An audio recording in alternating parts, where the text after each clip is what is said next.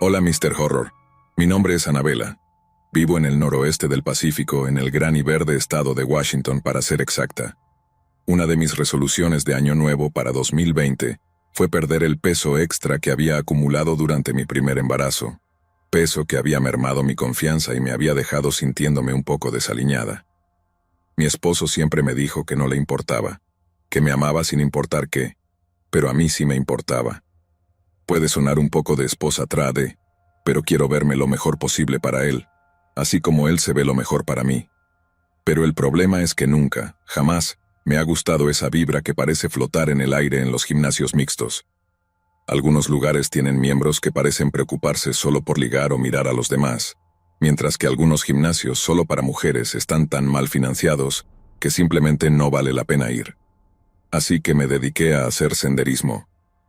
Siempre pensé que el aire libre sería súper bueno para mi salud mental, y he salido a caminar por el bosque como parte de la lucha contra la depresión postnatal, lo que fue muy efectivo para hacerlo. Recuerdo lo emocionada que estaba cuando conducía hacia una tienda de artículos deportivos para comprar un par de botas de senderismo ajustadas, junto con un montón de equipo impermeable colorido, mayormente en lila, mi color favorito. Se sentía como el comienzo de algo maravilloso. Ya estaba publicando en nuestro grupo de ultraligeros pidiendo consejos sobre equipo de senderismo especializado, y no podía esperar para informar sobre mi progreso. Pero mi primera caminata seria en solitario por el bosque fue todo menos relajante o edificante, y me dejó con un mayor respeto por la furia de la naturaleza de lo que jamás pensé que fuera posible. Mi esposo y yo arreglamos que él cuidara al bebé, mientras yo conducía hacia el Bosque Nacional Olímpico para una tarde de senderismo. Todo iba de maravilla durante aproximadamente una hora, mientras me esforzaba subiendo colinas, sintiendo cómo me ardían y temblaban los muslos cuando sentían el alivio de una pendiente descendente. Se sentía increíble, emocionante y verdaderamente edificante, al menos hasta que tropecé. Creo que mi bota atrapó una roca o algo escondido entre la tierra, pero sea lo que sea que pasó, me encontré rodando en la tierra debajo de mí, sujetándome el tobillo mientras hacía una mueca de dolor. Descubrí que aún podía ponerle un poco de peso, por lo que no podía ser peor que un esguince, pero aún así dolía como el demonio. Fue entonces cuando me sucedió lo más extraño y adorable. Un cuervo, un pequeño tipo de plumas negras, voló desde un árbol y aterrizó en un tocón cercano y comenzó a batir sus alas. Estaba dando pequeños saltos, aleteando todo el tiempo, graznando con todas sus fuerzas como si estuviera cantando para su cena. Me había visto caer y voló hacia abajo para ver si estaba bien, o al menos eso parecía, porque tan pronto como dije algo como, «Sí, estoy bien, solo me asusté», se calmó y comenzó a observarme con cada uno de sus diminutos ojos negros incrustados en su cráneo. Con el tobillo aún adolorido, me levanté, me despedí de mi nuevo amigo cuervo, y luego comencé a cojear de regreso hacia mi coche. Lo que sucedió después me pareció lo más dulce del mundo. Mi nuevo pequeño amigo cuervo en realidad me siguió. Sí, me siguió muy de cerca, solo asegurándose de que estaba bien. Mientras me arrastraba de vuelta a mi coche, volaba de árbol en árbol, siempre permaneciendo cerca, graznando de vez en cuando solo para hacerme saber que todavía estaba allí para vigilarme. Honestamente fue un verdadero impulso. La caída realmente había sacudido mi confianza. Y saber que la naturaleza tenía su propia manera de ser tan amable, tan compasiva, realmente me levantó en un momento en que absolutamente lo necesitaba. Sin embargo, no pasó mucho tiempo hasta que mi tobillo comenzó a hincharse realmente por el esguince, y obviamente con la hinchazón vino un aumento en el dolor. Ahora, sé que esto podría sonar loco, pero ese dolor intenso y mi incapacidad para escapar de él adecuadamente me trajeron recuerdos del parto. Y mientras estaba sentada allí en un tronco caído, quitando el peso de mi tobillo, me encontré rompiendo en llanto. Y justo como en algo sacado de una película de Disney, mi pequeño amigo cuervo bajó de un vuelo y comenzó con la misma pequeña canción y baile de preocupación. Me hizo hinchar el corazón en ese momento. De verdad lo hizo. Fue como una historia de Disney, algo así como la princesa llorando y su pequeño amigo pájaro. Pero luego, en lo que pensé que era un momento hermoso, escuché algo que hizo que mi sangre se helara. Algo se estaba moviendo entre los árboles, a unos 100 metros cuesta arriba. Algo enorme, algo que babeaba cuando me vio sentada en ese tronco caído. Era un oso grizzly recién salido de la hibernación, y obviamente estaba hambriento. Lo que pensé que era mi pequeño amigo cuervo comenzó su canción y baile nuevamente, solo que esta vez era mucho más frenético que antes. Pensé que era una advertencia. No podría haber estado más equivocada. El oso comenzó un rápido descenso por la pendiente hacia mí, jadeando mientras se lanzaba a través de los árboles, pero estaba lista para él. Había logrado comprar el gas pimienta para osos más potente que pude encontrar, una de las cosas que mis nuevos amigos del grupo de senderismo de Facebook habían insistido en que comprara. Lo saqué, quité el seguro y rocié una gran nube de gas pimienta amarillo brillante en el aire frente a mí. Estaba aterrorizada, convencida de que simplemente no funcionaría por alguna razón, de que el oso simplemente tendría demasiada hambre y soportaría el dolor para desgarrarme miembro por miembro allí mismo en el suelo del bosque. Pero funcionó, realmente funcionó. Tan pronto como el grizzly inhaló esa nube amarilla punzante, se detuvo en seco, parpadeó antes de comenzar a estornudar y a vomitar violentamente mientras el gas pimienta comenzaba a hacer efecto. No me molesté en quedarme para disfrutar de la victoria, digo, ¿quién lo haría? Simplemente corrí hasta que sentí que mi tobillo estaba a punto de explotar, pero afortunadamente, algún pequeño acto de misericordia divina me llevó directamente de regreso a mi coche, y de alguna manera realmente llegué a casa. Viví para poder contar esta historia, pero cuando lo hice un poco de investigación, y lo que pensé que era mi pequeño amigo cuervo, lo que parecía una amistad al estilo Disney entre la belleza y la bestia, no era nada de eso. Resulta que los cuervos y los osos tienen una especie de relación especial. A menudo, al avistar a un animal herido o enfermo, un cuervo volará desde un árbol y graznará como el demonio, no por ninguna preocupación, sino para dirigir a un gran depredador, a menudo un oso, hacia la criatura herida. Una vez que el oso ha terminado de devorarla, el cuervo puede comer las sobras, y ese día en el bosque, muy bien podría haber terminado siendo yo parte de las sobras.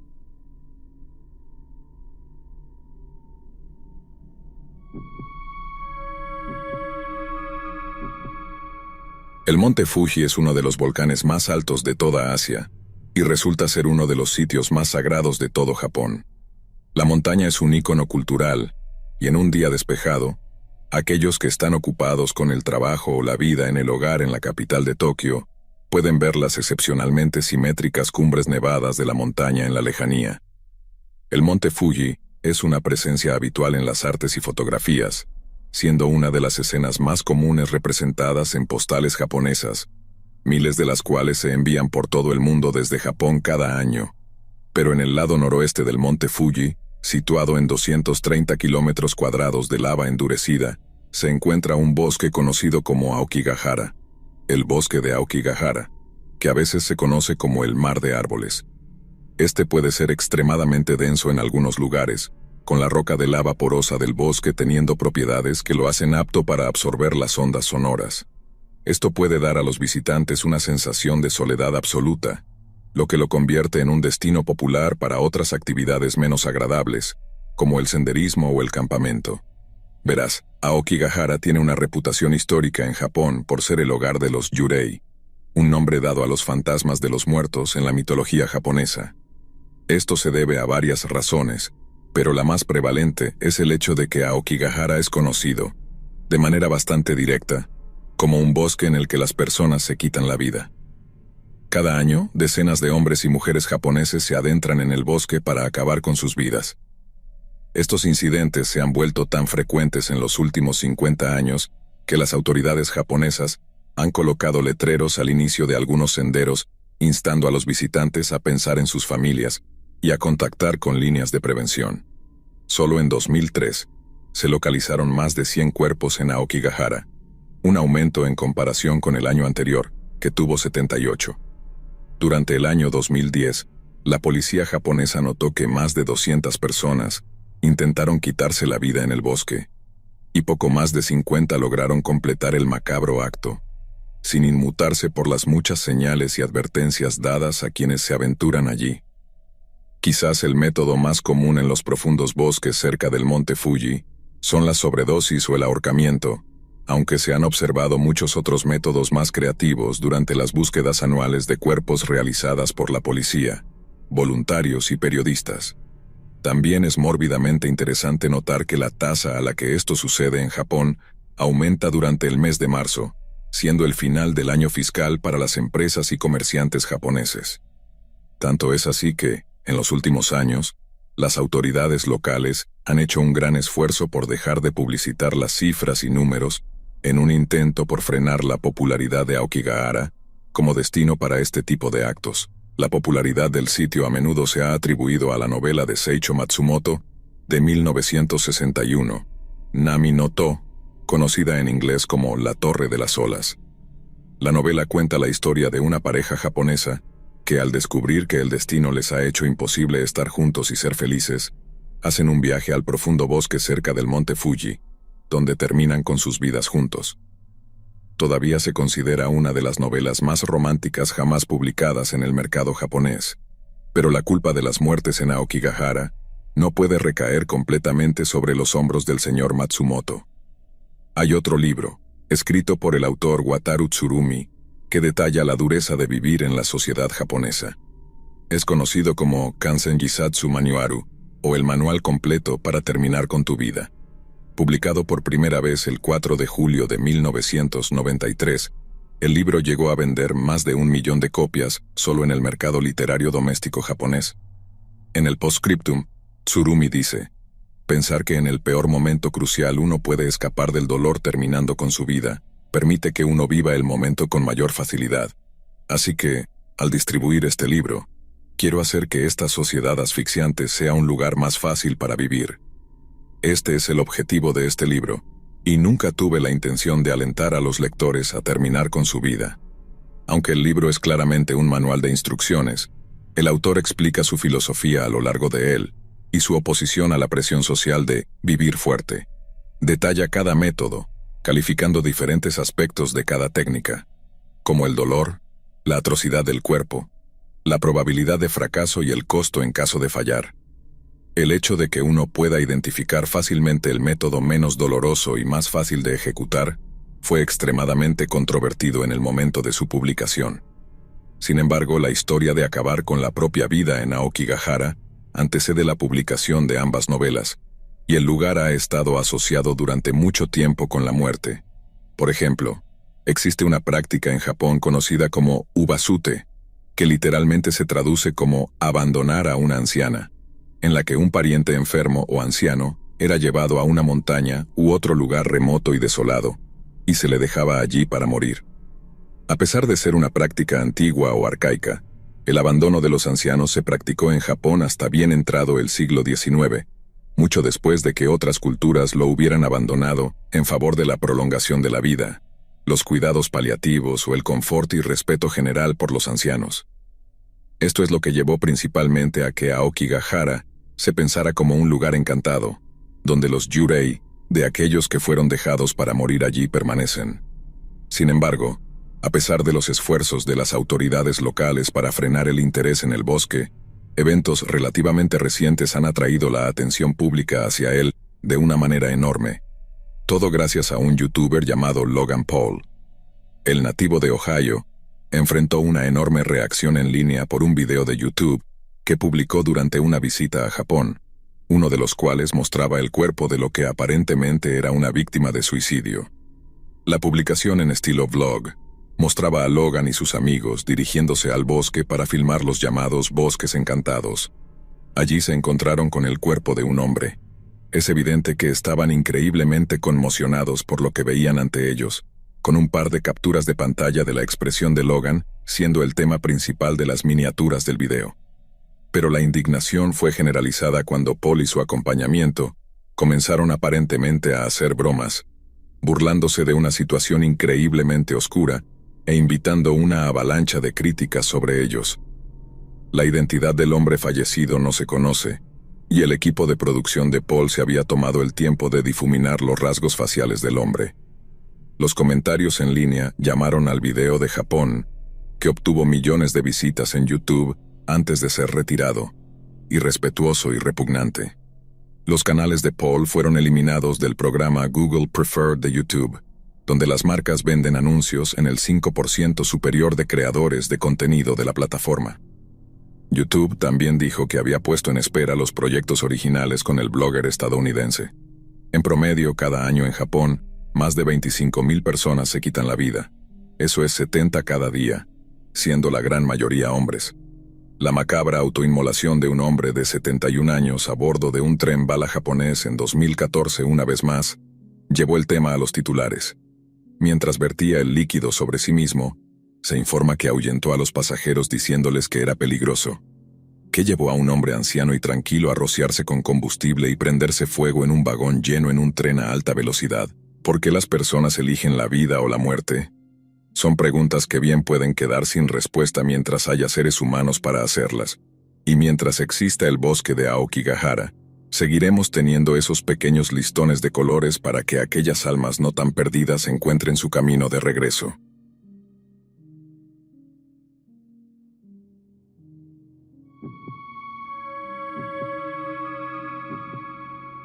La historia más aterradora que he escuchado me la contó mi abuelo. Él fue soldado durante la Segunda Guerra Mundial y se enlistó el día que cumplió 18 años, el 3 de marzo de 1944. El momento de su alistamiento hizo que se perdiera el desembarco en Normandía y todos los horrores asociados a él. Pero llegó al frente occidental justo a tiempo para participar en algo, posiblemente, mucho peor: la invasión del territorio alemán. Mirando hacia atrás, con la visión perfecta que te da la retrospectiva, parece obvio que Alemania estaba destinada a perder la guerra, aplastada bajo el peso combinado de las fuerzas armadas aliadas y soviéticas. Pero en el momento, durante los combates diarios en los campos y bosques del norte de Europa, el futuro parecía cualquier cosa menos seguro. De hecho, Alemania todavía estaba convencida de que podría ganar la guerra usando tecnología de bombas atómicas, tácticas defensivas obstinadas o una combinación de ambas.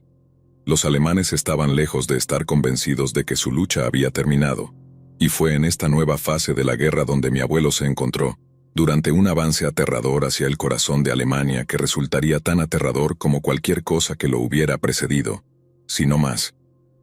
El 2 de octubre de 1944 comenzó la batalla de Aquisgrán. La ciudad había sido incorporada a la línea Siegfried, la principal red defensiva en la frontera occidental de Alemania, y los aliados esperaban capturarla rápidamente antes de avanzar hacia la cuenca industrial del Ruhr, para asestar un golpe decisivo a las capacidades manufactureras alemanas. Sin embargo, a pocos kilómetros al sur de la ciudad, se encontraba un lugar conocido como el Bosque de Hürtgen, o Hürtgenwald.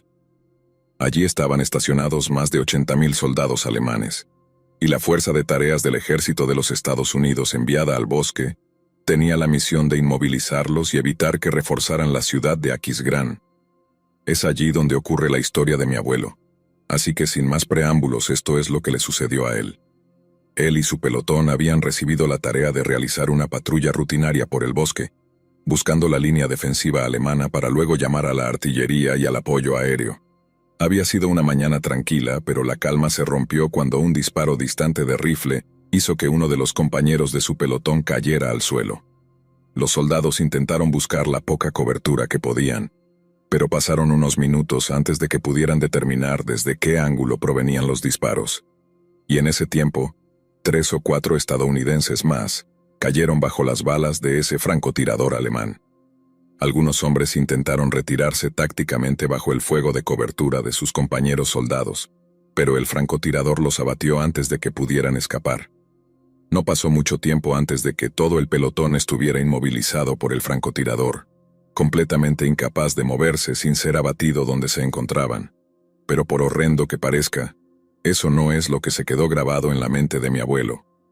Es lo que ocurrió después.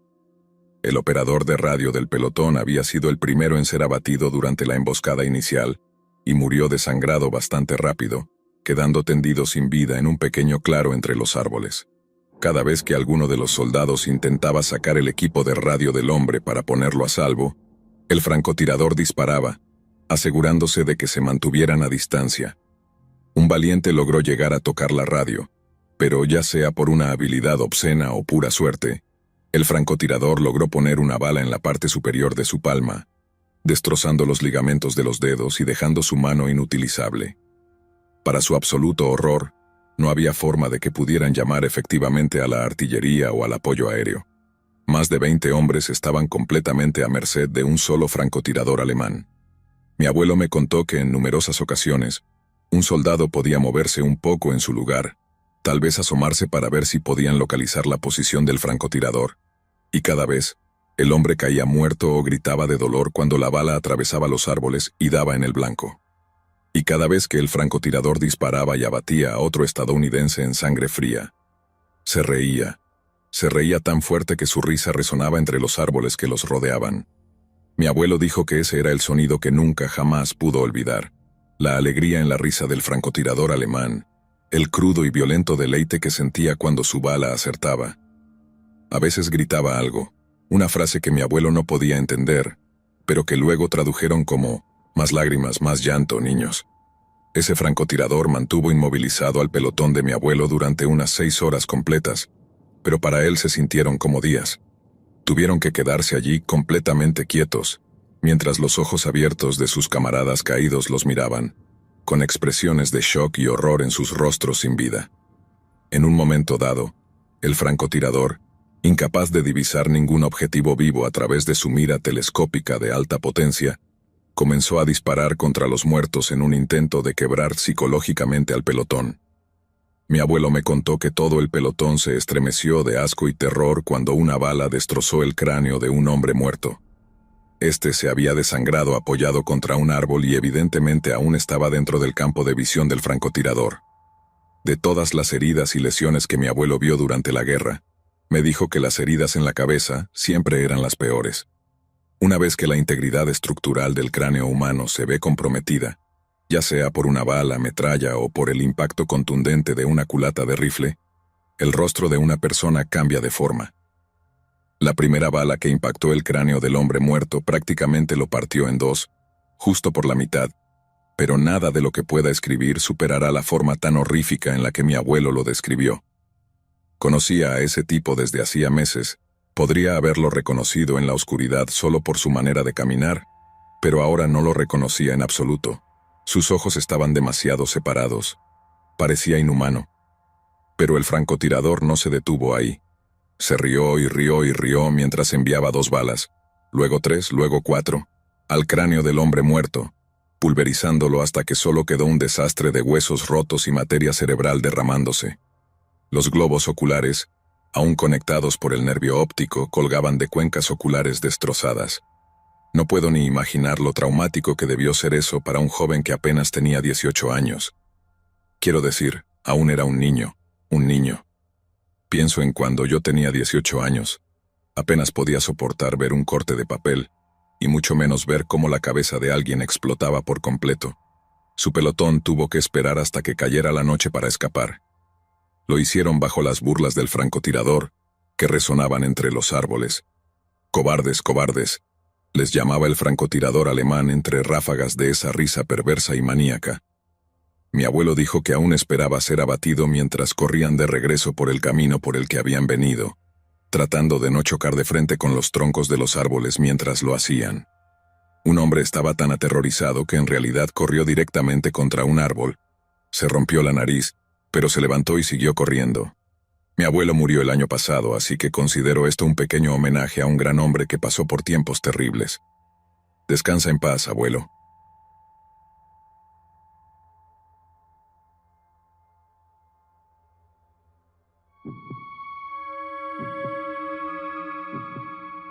Cada verano durante los últimos años, un grupo de amigos y yo hemos viajado desde nuestras casas en Liverpool, en el Reino Unido, hasta Dumfries y Galloway, en Escocia.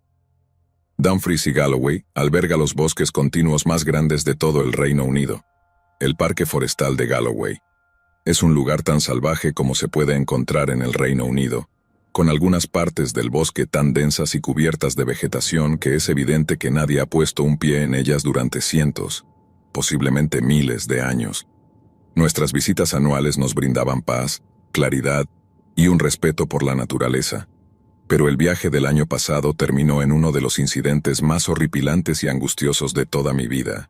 Uno que cambió por completo la forma en que veo el mundo y la manera en que considero la mente humana. Año tras año, tomamos un autobús nocturno para cruzar la frontera, y luego caminamos hasta un lugar llamado La Caber Loch. Es un lago de pesca privado, supuestamente reservado para los miembros de un club local de pesca, que aseguran que las aguas estén repletas de peces para que ellos los atrapen, lo que hace que sea muy fácil para nosotros realizar una rápida incursión para pescar lo suficiente para la pequeña barbacoa de pescado, para nuestra cena. En serio, 45 minutos, y ya estamos listos, y créanme, cualquier pescador les dirá que esa es una velocidad asombrosa para una captura decente.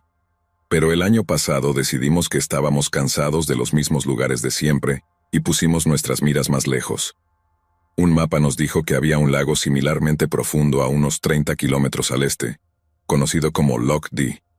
Pensamos que sería un lugar perfecto para pescar, y teníamos razón. Claro, no era tan rápido como el lago privado, pero venía con considerablemente menos culpa. Todo iba perfecto hasta la segunda noche cuando, en medio de una sesión de bebidas junto a la fogata, uno de mis amigos saltó de su asiento y se apartó del fuego. ¿Quién era?, preguntó, al principio de manera tranquila, nada más que una confusión cautelosa. ¿Quién?, alguien respondió perezosamente. Alguien moviéndose entre los árboles por allá, dijo, señalando hacia los árboles directamente detrás de mi espalda. Primero me reí con sarcasmo, pensando que solo intentaba asustarnos, pero en el momento en que quedó claro que no estaba bromeando, un escalofrío de miedo me recorrió, y yo también salté de mi asiento. Giré y apunté mi linterna hacia la oscuridad. Podía sentir cómo la tensión entre nosotros aumentaba a medida que buscábamos desesperadamente a quien él podría haber estado viendo. Los haces de luz de las linternas se movían rápidamente por los árboles, inspeccionando cada tronco o grupo de arbustos, pero no había nada. Ninguna señal de la persona que mi amigo había visto. «¡Hola!», alguien gritó, inmediatamente callado por el resto de nosotros. Nadie quería delatar nuestra posición, pero al mismo tiempo, necesitábamos saber si había alguien ahí afuera vigilándonos. Pero de nuevo, nada, solo silencio. «Creo que has bebido un poco demasiado, amigo». Recuerdo haberle dicho al tipo que supuestamente había visto una figura caminando entre los árboles. «Estoy bien, apenas toqué ese Bells que compré. Te juro por Dios que vi a alguien justo entonces». «¿Cómo quién?», preguntó alguien. «¿Un hombre? ¿Una mujer? ¿Joven? ¿Viejo?» «No sé», respondió con voz temblorosa. «Pero era muy, muy grande. Lo único grande por aquí es tu maldita imaginación, amigo. Ahora vete a dormir. Ha sido un día largo». Y lo había sido. Gracias al autobús nocturno, nadie realmente duerme en el viaje a Escocia. Quiero decir, cierran los ojos, ponen algo de música tranquila en sus auriculares, pero nunca realmente duermen. Así que todos terminan bastante agotados al final de la primera noche. A la mañana siguiente nos sentíamos aún peor. La primera noche después de un viaje tan largo es usualmente la que dormimos como muertos, pero no esa noche. Ninguno de nosotros pudo relajarse del todo, no con la posibilidad de que alguien nos estuviera acechando en el fondo de nuestras mentes. Gracias a Dios solo planeábamos pescar ese día, ya que realmente no estábamos de humor para nada más, dado lo cansados que estábamos. Después del desayuno marchamos hacia el lago con nuestro equipo de pesca. Es un área preciosa, un lago azul cristalino rodeado de colinas. No es inusual tener días realmente agradables y soleados en Escocia, especialmente durante el verano. Pero ese día el cielo era de un gris horrible y sucio, como si el sol apenas hubiera salido. Estaba cansado, medio empapado por la llovizna, apenas emocionado por pescar mi cena. En realidad, esperaba que ocurriera algo emocionante y, para mi desgracia, mi deseo se hizo realidad. «Mira», gritó uno de nosotros. «Allí al otro lado del lago, Jesús, ¿puedes ver eso?». Era el mismo chico que había visto a alguien o algo, caminando entre los árboles, donde estábamos aterrorizados. Una visión podría haber sido un truco de su mente, pero otra no podía ser un error. «Allí», dijo señalando. Salió de los árboles por un momento, luego desapareció. «Por favor, dime que viste eso». «Amigo, cálmate, probablemente solo sea...». «Sé lo que vi y necesitamos salir de este maldito bosque ahora mismo», dijo agarrando su equipo de pesca en pánico. Recuerdo que se apresuró de regreso al campamento. Uno de los chicos lo siguió, aún tratando de calmarlo, pero fue imposible. Estaba frenético, muerto de miedo por lo que había surgido brevemente del bosque al otro lado del lago. Le pregunté a los otros chicos si habían visto algo. Negaron con la cabeza. Ninguno de nosotros tenía idea de lo que estaba hablando, pero eso no significaba que no estuvieran tan asustados como él por su arrebato. Se suponía que debíamos quedarnos 7 noches completas, pero esa segunda fue la última. Logramos calmar al chico que estaba en pánico, convencerlo de quedarse unas noches más al menos. Habíamos venido hasta aquí y no iba a dejar que uno de nosotros se fuera solo porque tuvo un pequeño susto o algo así. Pero no terminó ahí.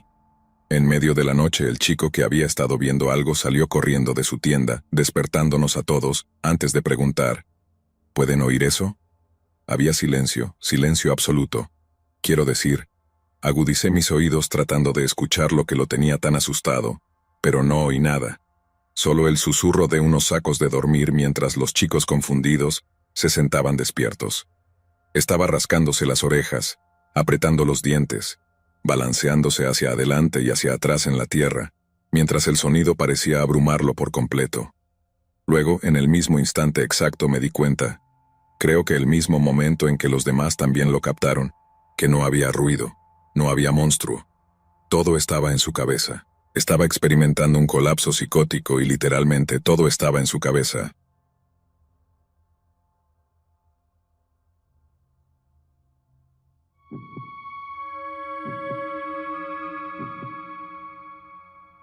Mi nombre es Kiara y vivo aquí en Asheville, Carolina del Norte, con mi perro, Sullivan.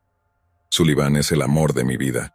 Es un husky Alaskan Klee-Kai con un pelaje mayormente negro, pero con rayas de pelaje blanco alrededor de sus patas y cara, sin mencionar los pequeños anillos de pelaje oscuro alrededor de sus ojos azules pálidos, que lo hacen parecerse al hamburglar.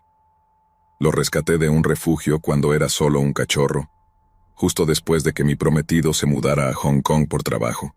Él me ayudó a sobrellevar la soledad inicial en esas noches, en las que simplemente no podía soportar meterme en una cama vacía por 50ª vez, y en los años que siguieron, cuando mi esposo decidió que estaría mejor formando una familia con una mujer china que conoció a través de su trabajo, Sullivan me ayudó a superar el desamor. Sullivan es un perro grande, un subwoofer. Mientras que otros perros necesitan paseos, Sullivan necesita caminatas. Por eso, todos los fines de semana durante los últimos años lo llevaba al Bosque Nacional de Nantahala, uno de los pocos lugares donde realmente podía ser él mismo. Los perros simplemente no están hechos para estar encerrados en interiores. Necesitan correr, necesitan explorar, necesitan un lugar como Nantahala, y coincidentemente, yo también lo necesitaba. Era un lugar donde realmente podía perderme, un lugar para escapar de las presiones de un trabajo de alta presión y alta remuneración. El bosque era un lugar de santuario para mí, pero todo cambió un frío día de octubre cuando me di cuenta de que hay una buena razón por la cual los seres humanos se han aislado en pueblos y ciudades, porque la naturaleza salvaje, al parecer, no es nuestra amiga. Sullivan siempre era más feliz en el bosque. Para un animal tan majestuoso, tiene una habilidad increíble para actuar como un tonto, y el bosque sacaba eso de él en abundancia. Se perdía en la sensación de pura libertad, con sus ojos azules bien abiertos y su lengua colgando por un lado de su boca, disfrutando de sus sumis, lo que inevitablemente me hacía reír por lo tonto que actuaba. Así que puedes imaginar lo rápido que noté un cambio en su comportamiento, cómo pasó de ser un perro tan ruidoso y bullicioso a un tembloroso y quejumbroso desastre, que apenas se alejaba a unos pocos metros de mí en ningún momento. En todo el tiempo que había estado llevando a Sullivan a Nantahala, nunca lo había visto actuar de esa manera, y cuando puse una mano en su cuello para acariciarlo, descubrí que en realidad estaba temblando de miedo. Mi primer pensamiento fue que podría haber un puma en la zona, pero un encuentro anterior con lo que había supuesto era un depredador había hecho que Sullivan ladrara sin cesar y se volviera extremadamente agresivo. Ahora eso fue en el otoño del año pasado y, el verano anterior, Nantahala había visto un aumento pronunciado en la actividad de osos negros, con los propietarios de viviendas siendo alentados a ser mucho más cuidadosos en cuanto a la eliminación de alimentos. Era completamente posible que Sullivan hubiera olido a una osa con crías, en cuyo caso tenía razón en ser cauteloso. Pero no estaba solo cauteloso, estaba absolutamente aterrorizado. No tenía idea de qué hacer con tal situación, pero una cosa estaba clara. Sullivan quería salir, y en consecuencia, yo también. Había un gran problema con tal plan. Ya habíamos pasado como 2 horas caminando en el bosque. Salir no sería rápido ni fácil. Con cada paso la tensión aumentaba. Sullivan miraba detrás de mí con ojos salvajes y aterrorizados, avanzando rápido antes de regresar a quejarse conmigo. Cada paso parecía un poco más rápido que el anterior, mi paranoia absoluta creciendo hasta el máximo mientras miraba continuamente detrás de mí, y continuamente no veía nada. Pero algo estaba detrás de nosotros. Sullivan lo sabía, y yo podía sentirlo. En un punto él corrió de vuelta a mi lado y se congeló, mirando hacia el denso bosque mientras olfateaba el aire frente a él.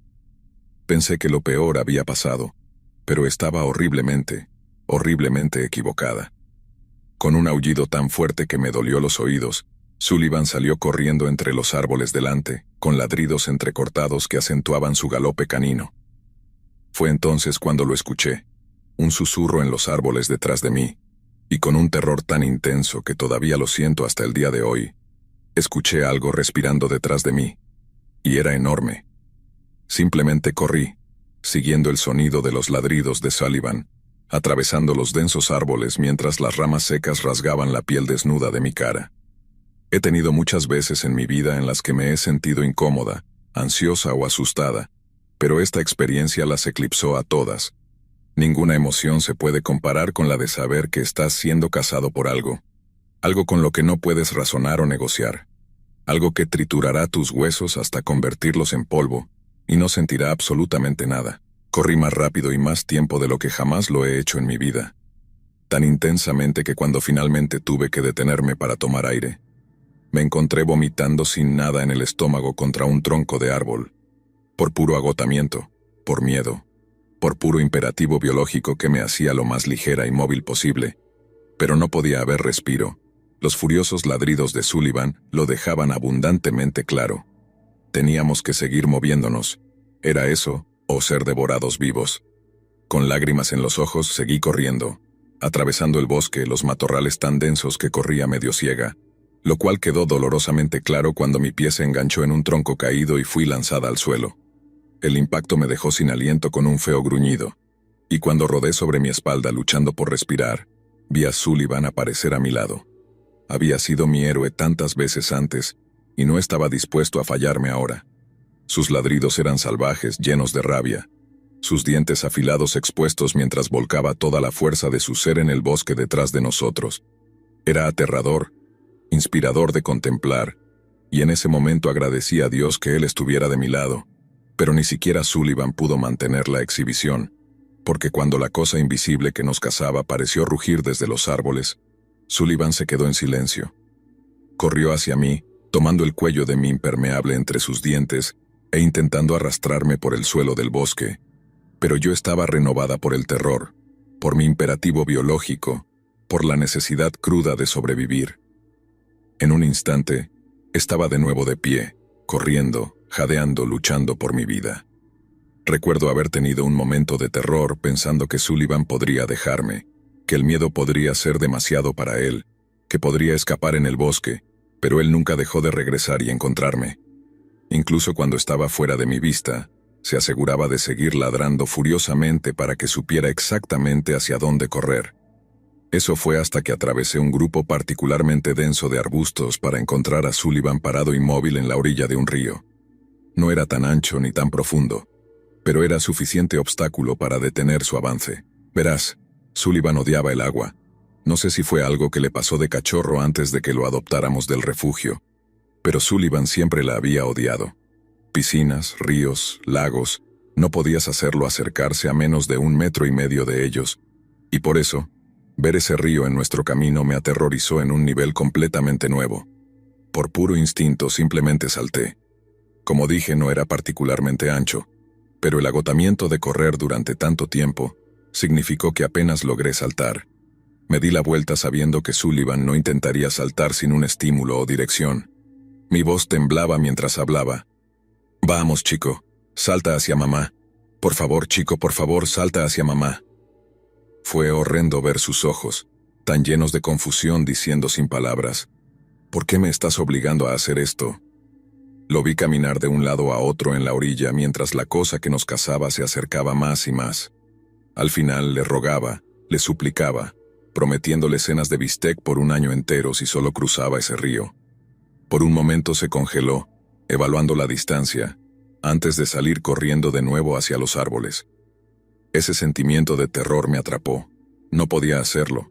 Estaba tan aterrorizado por el agua que en un momento de puro pánico, huyó de regreso en la dirección de lo que nos perseguía. Pareció una eternidad estar parada allí en la orilla del río, rezando para que reapareciera, convenciéndome de alguna manera de que no lo haría. Solo que sí lo hizo. En un momento glorioso surgió del follaje, corriendo hacia la orilla del río a toda velocidad. Cuando llegó a la orilla, sus patas se estiraron como resortes, enviándolo volando por el aire, muy por encima del río. Es curioso los pequeños detalles que recuerdas de un evento traumático, y uno de los que se me quedan grabados son los ojos de Sullivan cuando saltó ese río. Eran enormes, esos grandes círculos azules pálidos, que parecían brillar desde los anillos de pelaje negro alrededor de ellos, casi como si no pudiera creer lo que estaba haciendo. Y francamente, yo tampoco. Quiero decir, cuando digo que parecía un héroe de acción en alguna película exagerada de los años 80, no estoy exagerando. El valor que mostró es algo a lo que siento que solo puedo aspirar. Incluso su aterrizaje fue dramático. Apenas logró cruzar y estaba luchando por subir el banco de tierra cuando salté hacia él. Lo tomé por el collar y lo jalé hasta un terreno sólido. Cuando estuvimos arriba, volvió a correr con renovada velocidad, aparentemente más aterrorizado por el agua que por lo que nos había estado acechando. Había tenido lágrimas en los ojos antes, pero en ese momento rompí completamente en llanto, llamándolo con una respiración entrecortada. «Buen chico, Sullivan, buen chico». Seguí corriendo, sintiendo que mis muslos ardían y mis pies dolían como si hubiéramos corrido kilómetros y kilómetros.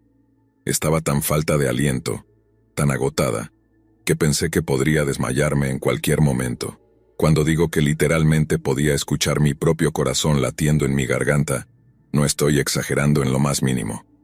No soy una persona poco en forma. Bailo mucho, tomo clases de spinning, tengo resistencia, pero correr a casi toda velocidad durante la mayor parte de una hora hizo que sintiera que mi corazón estaba a punto de explotar en mi pecho. Para cuando llegué a la cima de otra suave pendiente, mis piernas cedieron bajo mi peso. Recuerdo ver aparecer manchas blancas plateadas en mi visión, y no importaba cuánto intentara respirar, simplemente no podía obtener suficiente oxígeno. Cuando vi algo moverse frente a mí, algo que definitivamente no era Sullivan, pensé que eso era todo. Pensé que me desmayaría para no volver a despertar jamás, habiendo sido destrozada por lo que sea que nos estaba persiguiendo. Me desperté en el asiento trasero de una camioneta para 4 personas. Tan pronto como encontré la fuerza para sentarme, escuché una voz fuera del vehículo gritar: «Oye, está despierta». De repente, la puerta se abrió y una persona que nunca había visto en mi vida me ofreció una botella de agua de plástico y me preguntó si estaba bien. No hablé, solo tomé el agua que me ofreció y bebí como 3/4 de ella en un largo trago dulce. Cuando recuperé mis sentidos, me entró el pánico. No podía ver a Sullivan en ninguna parte. Miré al desconocido, vestido con ropa de caza, e intenté reunir la fuerza para preguntarle dónde estaba mi perro, aunque las palabras simplemente no salían. La expresión en mi rostro debió decirle todo lo que necesitaba saber, porque me dijo que Sullivan estaba bien, que solo estaba dentro de su cabaña de caza comiendo algo. Simplemente lloré de alivio. Estaba tan feliz de que estuviera bien, pero eso no fue lo que me hizo romper en llanto. El cazador me dijo que, durante un rato, Sullivan no quiso seguir a ninguno de ellos fuera del camión. No importaba cuánto le ofrecieran carne, solo se quedó a mi lado, ladrando y gimiendo, esperando que me despertara. Durante un par de horas me uní a los cazadores en su cabaña, comiendo lentamente la hamburguesa que me ofrecieron mientras recuperaba mi fuerza. Les conté exactamente lo que había pasado, cómo Sullivan se había asustado después de que nos topáramos con lo que suponía era un oso negro. Pero los osos negros son relativamente pequeños, Ciertamente no tan grandes como los osos grizzly, y ciertamente no tan grandes como lo que nos había estado persiguiendo en el bosque. Les planteé el tema y les pregunté qué pensaban que podría ser. Pensé que podrían tener una respuesta siendo cazadores experimentados, pero no la tenían. Hubo un silencio incómodo mientras intercambiaban miradas antes de que uno de ellos hablara, diciendo que simplemente no lo sabían.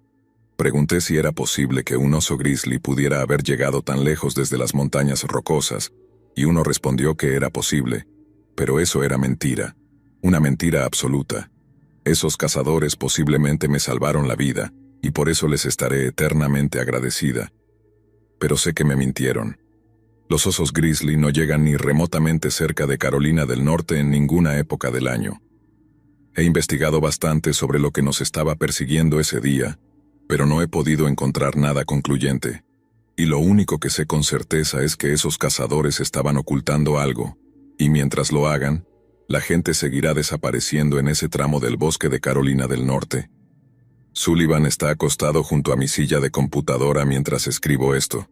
Siempre fiel, siempre vigilante, y en mis momentos más oscuros me pregunto cómo voy a sobrevivir sin él.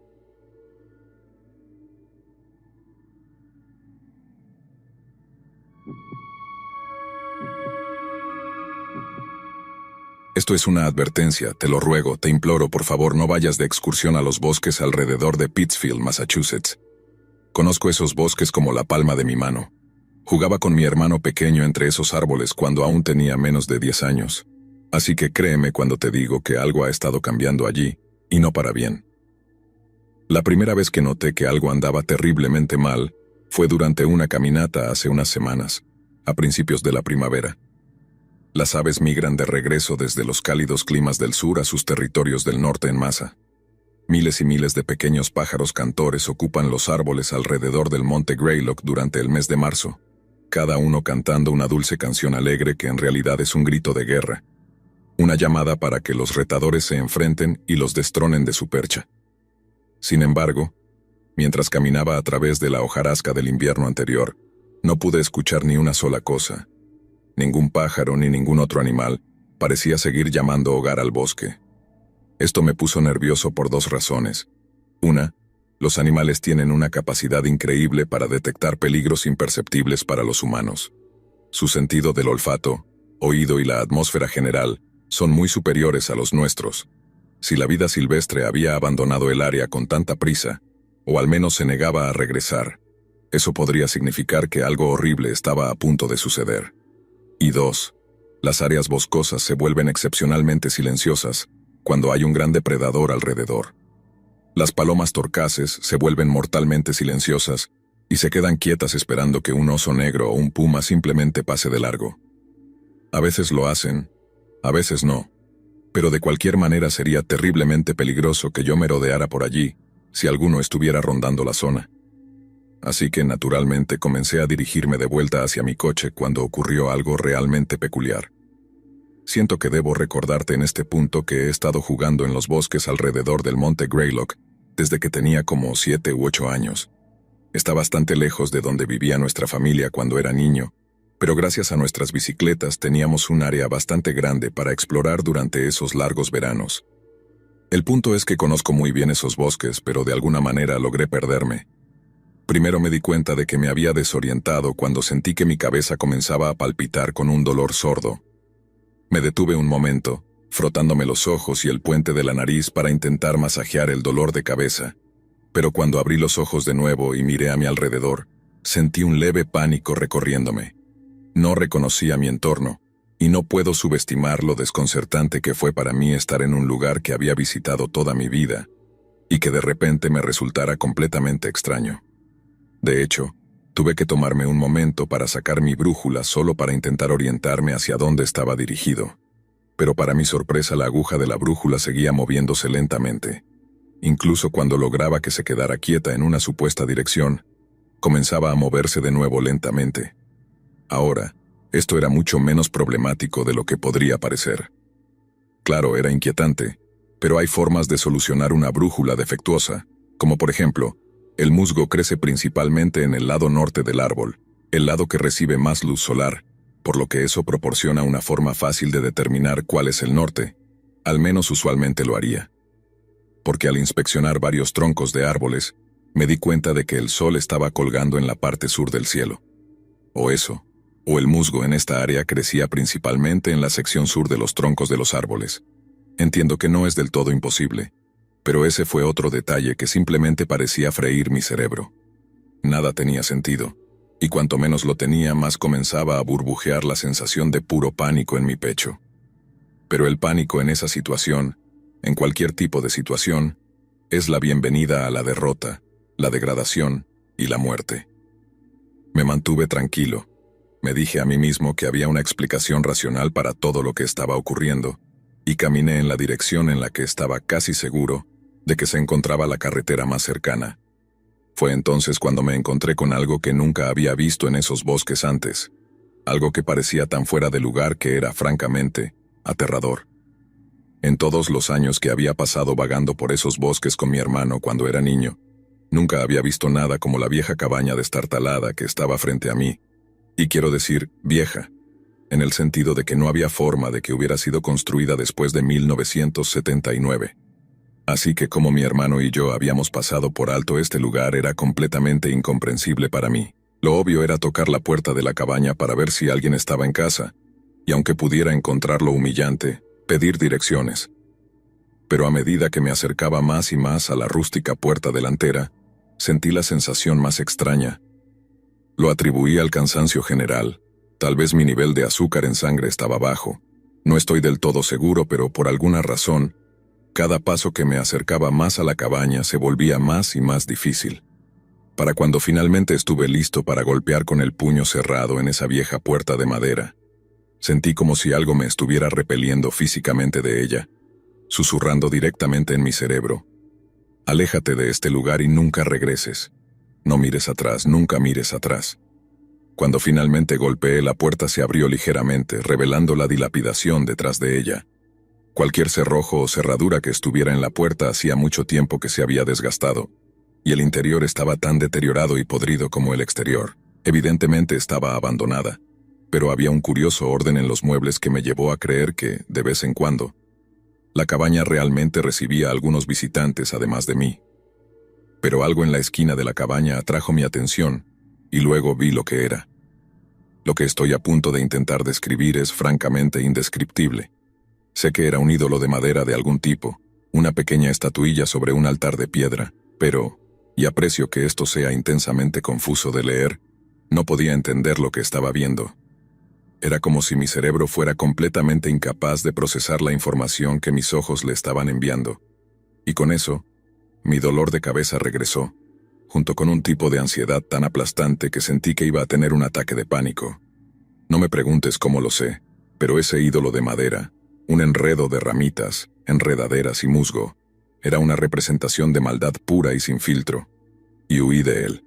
No me avergüenza en lo más mínimo admitir que corrí como un niño asustado de esa cabaña y hacia la noche. Sí, leíste bien. Cuando entré en esa cabaña, aún era de día. No pude haber estado allí más de un par de minutos al menos, eso fue lo que sentí. Pero cuando salí corriendo por la puerta de madera estaba completamente oscuro afuera. Corrí hasta que encontré la carretera. Corrí hasta que encontré mi coche y conduje como un loco hasta estar completamente de vuelta en casa. No he podido obligarme a hablar sobre lo que me sucedió ese día hasta ahora. Intenté contárselo a un amigo cazador una vez, pero las palabras simplemente no salían. Pero por favor, haz caso a mi advertencia y no vayas de excursión a los bosques alrededor de Pittsfield, Massachusetts.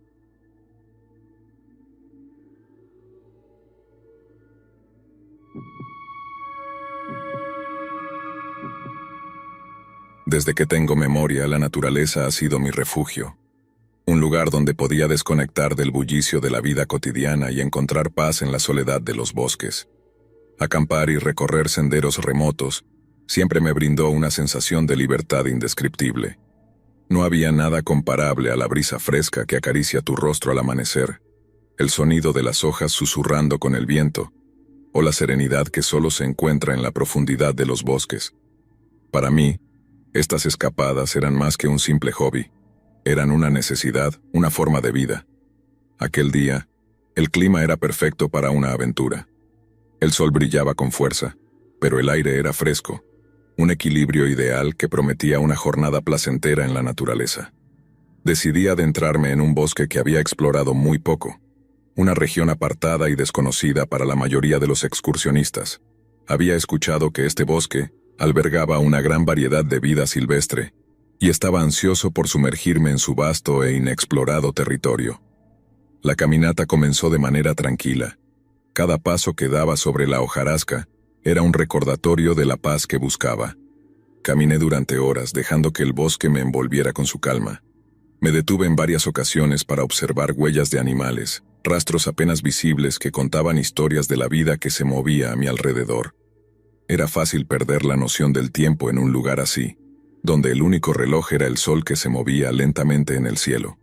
Decidí que era hora de establecer mi campamento cuando el sol comenzó a descender, pintando el cielo con tonos cálidos de naranja y rosa. Encontré un claro rodeado de altos pinos, un lugar perfecto para pasar la noche.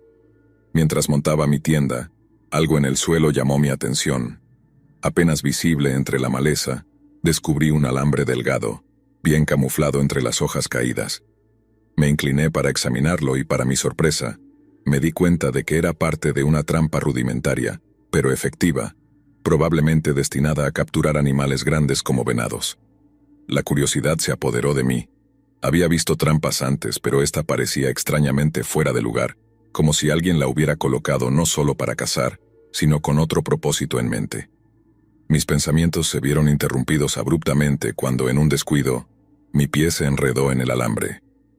Sentí un dolor agudo en el tobillo cuando el metal afilado cortó mi piel, y caí al suelo con un grito sofocado de dolor. El dolor era tan intenso que por un momento me dejó sin aliento. Intenté liberar mi pie, pero el movimiento solo agravó la herida, haciendo que la sangre brotara con más fuerza. La desesperación comenzó a instalarse en mi mente. Estaba solo, a kilómetros de cualquier rastro de civilización, herido y sin posibilidad de pedir ayuda. El miedo se apoderó de mí, un miedo primitivo que me hizo entender la gravedad de mi situación. Fue entonces cuando, como salido de la nada, apareció un hombre. Su presencia me tomó completamente por sorpresa. Era como si hubiera estado observándome desde las sombras. Era alto, de complexión robusta, con una barba espesa y descuidada que enmarcaba su rostro severo. Sus ojos, de un tono gris acerado, tenían una mirada penetrante que me hizo sentir incómodo de inmediato. A pesar de su apariencia ruda, su voz, cuando habló, fue sorprendentemente calmada. «Vaya, parece que te has metido en un buen lío», dijo con una voz profunda y grave que resonó en el silencio del bosque. Intenté explicar lo que había sucedido, tartamudeando debido al dolor y al pánico que comenzaba a nublar mis pensamientos. Él se arrodilló junto a mí, observando mi tobillo herido con una expresión que no lograba descifrar. Había algo en sus ojos, una mezcla de curiosidad y ¿satisfacción? No estaba seguro, pero esa mirada me puso en alerta. Sin decir una palabra más, el hombre sacó una pequeña herramienta de su bolsillo y, con sorprendente habilidad, logró liberar mi pie del alambre. El alivio fue inmediato, pero el dolor persistente en mi tobillo me recordó que mi situación seguía siendo grave. Me ayudó a ponerme de pie, y aunque todo mi instinto me decía que debía alejarme de él, no tenía muchas opciones. Mi tobillo estaba en un estado lamentable, y sabía que no podría regresar al campamento por mi cuenta. «Tengo una cabaña no muy lejos de aquí», dijo mientras me ayudaba a caminar.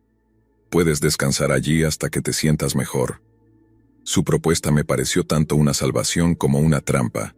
No podía ignorar la sensación de peligro que emanaba de este hombre, pero el dolor y la pérdida de sangre me dejaban pocas alternativas. Con cada paso que dábamos, me sentía más débil, y el bosque, que antes me parecía acogedor, ahora se volvía opresivo y oscuro, como si los árboles se cerraran a nuestro alrededor, aislándonos del mundo exterior. Después de lo que pareció una eternidad, llegamos a su cabaña. Era una estructura pequeña y rústica, construida con madera envejecida y cubierta de musgo. El lugar tenía un aire de abandono, como si hubiera sido erigido muchos años atrás y luego dejado a merced de los elementos. A pesar de su aspecto destartalado, la cabaña parecía sólida, un refugio que prometía resguardo del frío que comenzaba a invadir el bosque al caer la noche. El hombre me condujo al interior, y lo que vi no hizo más que aumentar mi incomodidad. El interior estaba tenuemente iluminado por una lámpara de aceite que proyectaba sombras inquietantes en las paredes. Había muy pocos muebles, un sofá desgastado, una mesa de madera tosca y un par de sillas desvencijadas. La única decoración visible eran unos pocos trofeos de caza colgados en las paredes, cuernos de venado que parecían observarme con ojos vacíos. Me sentó en una de las sillas mientras buscaba algo en un viejo armario de metal. El silencio en la cabaña era opresivo, roto solo por el crujido de la madera bajo sus pies. Finalmente, regresó con una botella de alcohol y vendas, y me indicó que me recostara en el sofá. El dolor en mi tobillo era insoportable, y cada movimiento me hacía gemir involuntariamente. El hombre comenzó a limpiar la herida con movimientos lentos y meticulosos. Sentía el ardor del alcohol mientras desinfectaba el corte, y aunque agradecía la atención que estaba recibiendo, algo en su comportamiento me seguía poniendo nervioso. Su toque era a la vez firme y suave, casi demasiado suave. Había una extraña intimidad en la forma en que manipulaba mi tobillo herido, como si disfrutara del contacto. «Deberías quedarte aquí hasta que te mejores», dijo finalmente, envolviendo mi tobillo con las vendas. Su tono no admitía réplicas. Aunque le agradecí su ayuda, no podía ignorar la creciente sensación de peligro. La cabaña, que al principio parecía un refugio seguro, ahora se transformaba en una prisión. Mi cuerpo estaba agotado, el dolor y la pérdida de sangre habían drenado mis fuerzas, pero mi mente no dejaba de gritarme que algo estaba muy mal. A pesar de mi creciente temor, no tenía fuerzas para hacer nada más que asentir débilmente y cerrar los ojos, esperando que el cansancio me llevara al sueño. Pero el sueño no llegó. No sé cuánto tiempo pasó, pero en algún momento de la noche, una sensación extraña me despertó. Sentí una mano áspera sobre mi pierna, moviéndose lentamente hacia mi tobillo. Abrí los ojos con dificultad y lo vi. Estaba sentado junto a mí masajeando mi pierna con una expresión que me heló la sangre. Sus ojos estaban fijos en mí, y su aliento, cargado de un olor a tabaco y sudor, era nauseabundo. «Necesitas relajarte», murmuró con una voz ronca mientras sus manos seguían deslizándose por mi pierna. Cada fibra de mi ser se tensó al instante. Intenté moverme, pero el dolor en mi tobillo me mantenía atrapado en el sofá. Mi corazón latía con fuerza en mi pecho, y una sensación de pánico comenzó a apoderarse de mí. Su toque, que al principio era inquietante, ahora se volvía intrusivo, inapropiado. Sus manos, que habían estado masajeando mi tobillo, comenzaron a subir por mi pierna y su mirada se volvió aún más perturbadora. «¿Qué estás haciendo?», logré preguntar con voz temblorosa, aunque ya sabía la respuesta. «Solo quiero ayudarte a sentirte mejor», respondió con una sonrisa torcida, una sonrisa que no tenía nada de bondad. Intenté apartarlo, pero mi fuerza era insignificante en comparación con la suya. Él continuó. Su respiración se aceleraba, y sus manos se volvieron más firmes, más exigentes. Mi mente estaba en blanco, incapaz de procesar lo que estaba ocurriendo. El hombre que había llegado como un salvador se estaba transformando en un monstruo delante de mis ojos, y yo era completamente indefenso. El miedo se transformó en terror cuando entendí lo que iba a pasar. No tenía escapatoria, no tenía fuerzas para luchar, y el dolor en mi tobillo era tan intenso que apenas podía moverme. Sus palabras se convirtieron en murmullos incomprensibles mientras sus manos exploraban mi cuerpo con una familiaridad que me repugnaba. No había nada que pudiera hacer, más que esperar que todo terminara lo más rápido posible. No sé cuánto tiempo pasó en esa cabaña maldita. Todo se convirtió en una mezcla de dolor, miedo y humillación. La sensación de su cuerpo sobre el mío, de su aliento en mi cuello, era algo que deseaba olvidar, borrar de mi mente para siempre. Pero sabía que esos recuerdos se quedarían conmigo, atormentándome por el resto de mis días. Después de lo que pareció una eternidad, todo terminó.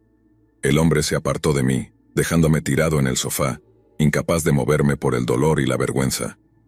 Mi mente estaba nublada, mi cuerpo temblaba de manera incontrolable, y una sensación de vacío se instaló en mi pecho. Todo lo que quería era desaparecer, desvanecerme en la oscuridad del bosque y no volver a despertar. La oscuridad finalmente se apoderó de mí, y caí en un sueño sin sueños, un escape temporal de la pesadilla en la que me había sumido. Pero cuando desperté no estaba en la cabaña. Estaba solo en medio del bosque, tirado en el suelo entre las hojas y la tierra húmeda. El sol estaba comenzando a salir, iluminando el paisaje con una luz fría y distante. Mi tobillo estaba vendado de nuevo, y el dolor en mi cuerpo era tan intenso que apenas podía moverme. Intenté incorporarme, pero el dolor en mi tobillo era insoportable. Me quedé allí, tendido en el suelo tratando de entender lo que había pasado. Todo parecía borroso, confuso, como si hubiera sido parte de un sueño febril. Pero el dolor en mi cuerpo, especialmente el dolor agudo en mi ano, me decía que no había sido un sueño. Había sido real, todo había sido real. Quería creer que había sido solo una pesadilla, una alucinación provocada por el dolor y la fiebre.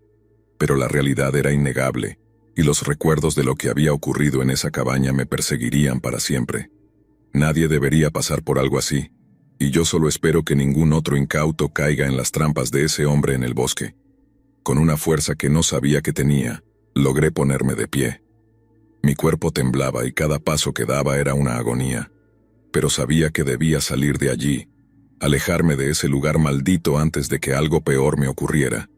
Caminé durante horas, luchando contra el dolor y el miedo, hasta que finalmente encontré el sendero que me llevaría de regreso a la civilización. No he vuelto a esos bosques desde entonces. La naturaleza, que una vez fue mi refugio, se ha convertido en un recordatorio constante de la pesadilla que viví. Cada noche, cuando cierro los ojos, revivo esos momentos, el dolor, el miedo, y la sensación de estar completamente solo en un mundo que se volvió hostil. Y aunque trato de convencerme de que todo fue solo una terrible pesadilla, el dolor que siento me dice que no lo fue.